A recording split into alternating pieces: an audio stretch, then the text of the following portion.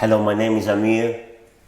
I'm pleased to say that I'm a dental surgeon and I'm here to talk to you, a budding dentist, a general dental practitioner perhaps, a dental therapist, or anyone for that matter, about heart failure. But before I talk to you about heart failure, I'm going to talk to you a little bit about the anatomy and the physiology of the heart. And I'm going to start by telling you that the heart is a pump. Well, it's actually two pumps, isn't it? We have the small pump on the right that is collecting all the dirty blood, the deoxygenated blood, and pumping that deoxygenated blood through the pulmonary circulation to the lungs for oxygenation.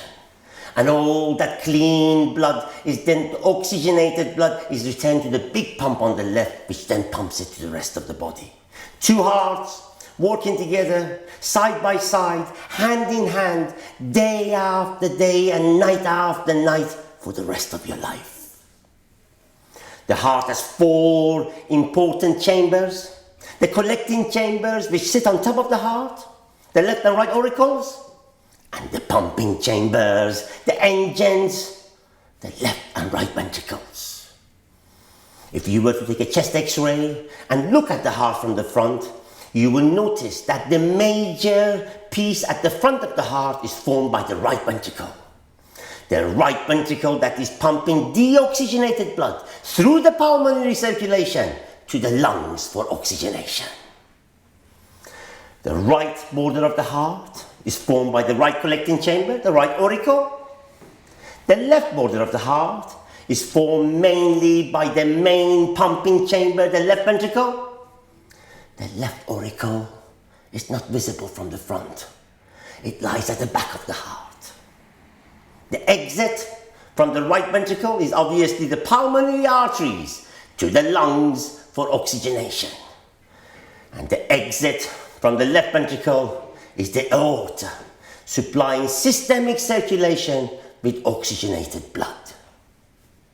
The heart has its own blood supply. The coronary arteries, the left and right coronary arteries, and if you were to look at the same chest x-ray, you will notice the major branches of the left coronary artery going up at the front.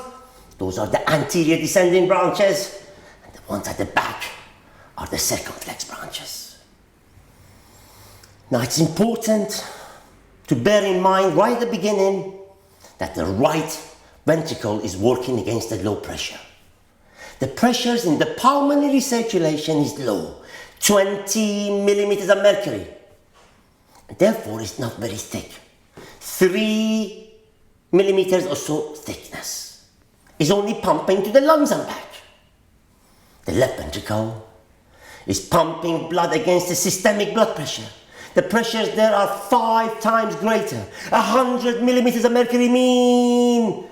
It's not surprisingly 3 to 4 times thicker, a centimeter or so in thickness.